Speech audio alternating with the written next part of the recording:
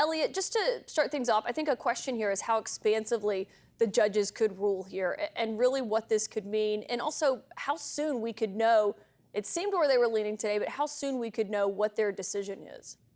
I think we could know relatively soon in legal terms. Now, again, that's not news cycle terms, so we may not hear tomorrow, but certainly within days, if not weeks. Something that people should know is that these judges have been preparing for this argument for weeks, if perhaps even months. They would have had hundreds of pages of briefing from the attorneys, so they kind of might have had a sense going in as to where they were going to rule, and are really just sort of refining and figuring out what their opinion is going to say. So I would be on the lookout for something within the coming days. Now, in terms of how expansive it could be, exactly as your lead into this segment noted, Caitlin, it was pretty clear, listening to the argument and having listened to a lot of these arguments over the years, it was pretty clear that Trump's team did not have the judges on their side.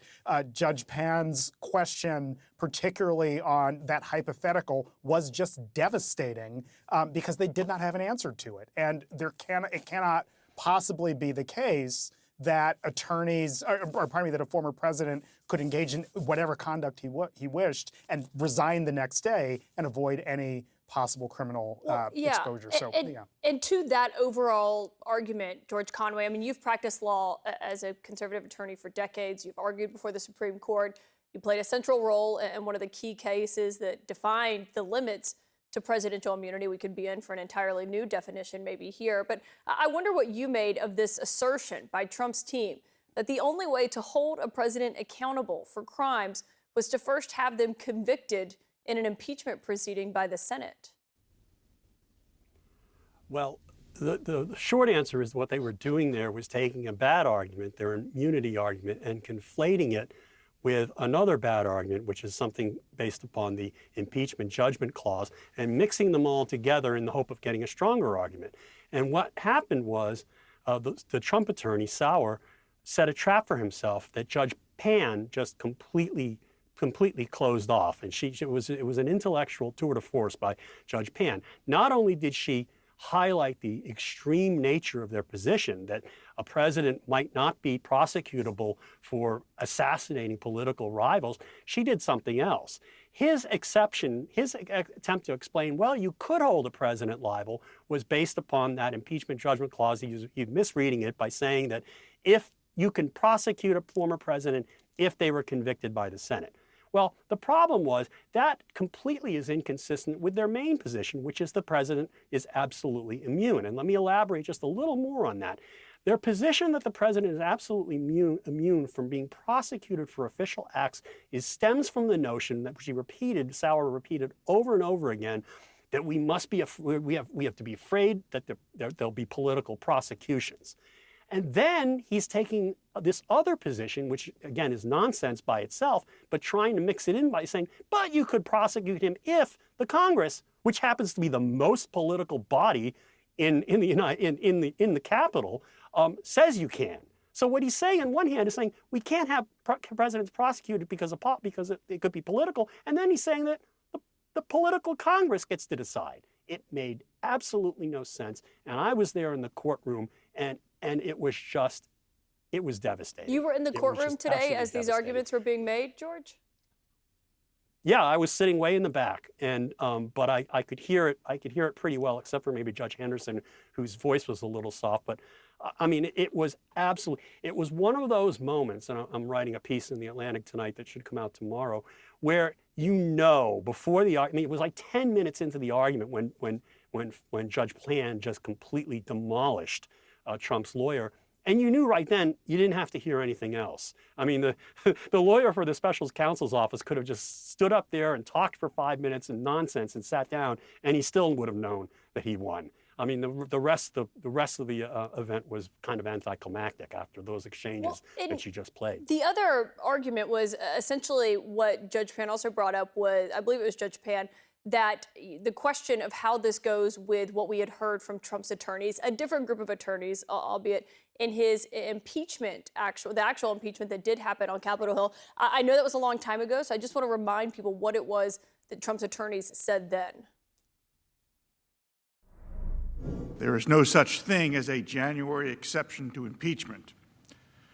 There is only the text of the Constitution which makes very clear that a former president is subject to criminal sanction after his presidency for any illegal acts he commits. George, what did you make of that being brought up by the appeals court judges today?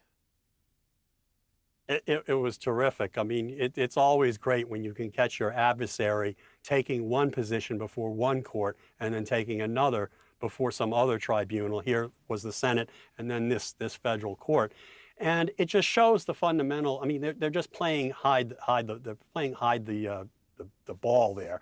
You know, they persuaded the Senate to not convict him on the grounds that you couldn't convict a former president.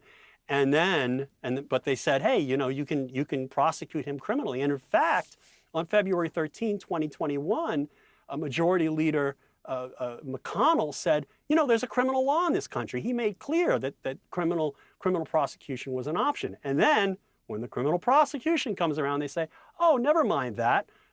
He was acquitted.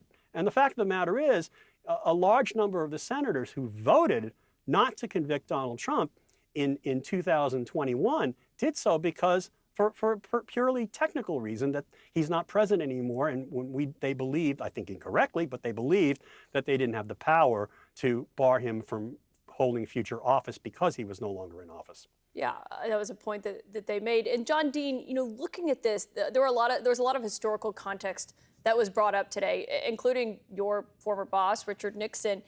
Obviously, you were the former White House counsel, so I wonder what you made of listening, given you know Nixon's conduct as well as anyone and what was actually happening inside that administration at that time. There was this argument that was, you know, that this was purely private conduct. That was by Nixon, that was the argument that Trump's attorney was making today is why that's not relevant to this case. Caitlin, actually, they were raising a case that happened after Nixon had left office when Fitzgerald sued Nixon for firing him and a couple cabinet officers and other people trying to make a civil case out of it. And Nixon invoked the privilege, if you will, at that point that he was immune, and the Justice Department defended him. And they succeeded, and we have the case of Nixon versus Fitzgerald, which is now being relied on by Trump, saying that he was doing nothing more than Nixon was. Very different situation. That was a pure civil situation. This is a pure criminal situation. And on your earlier point about the impeachment thing, I think is wonderful because the follow-up question the judge asked after referring to that earlier impeachment concession was of today's lawyer, and today's lawyer says, "Oh well, it wasn't race judicata, meaning it wasn't.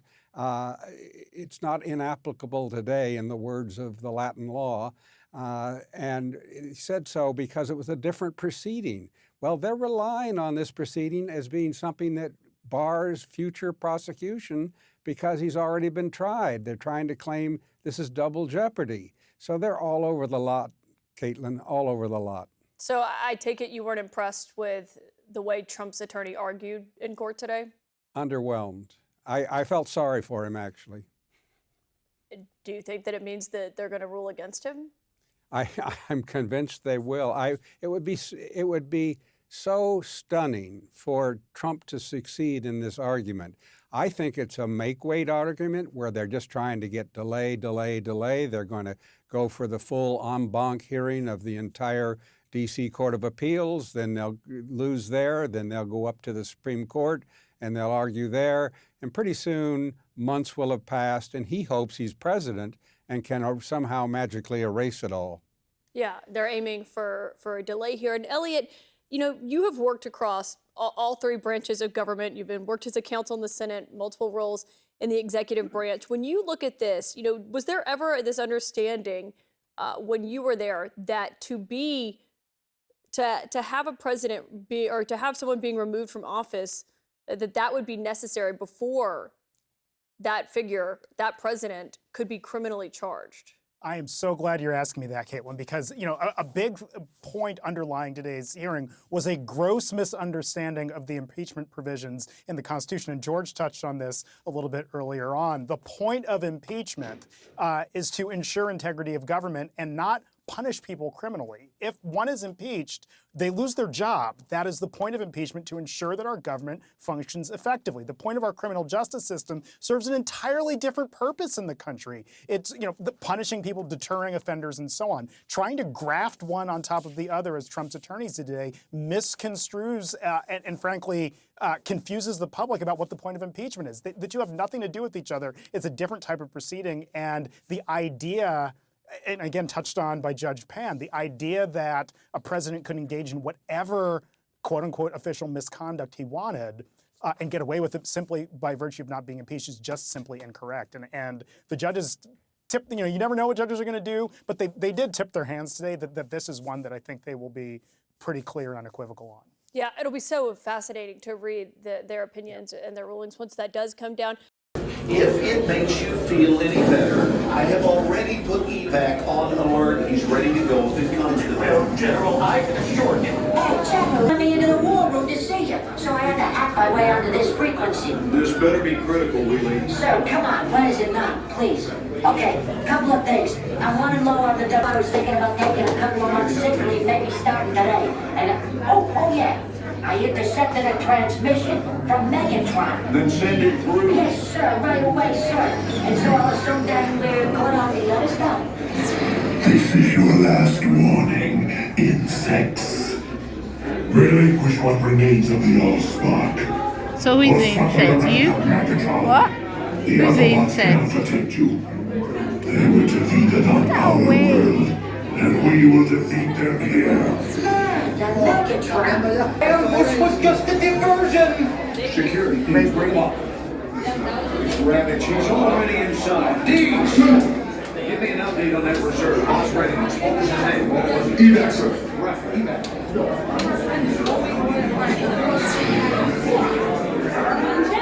She's right in front.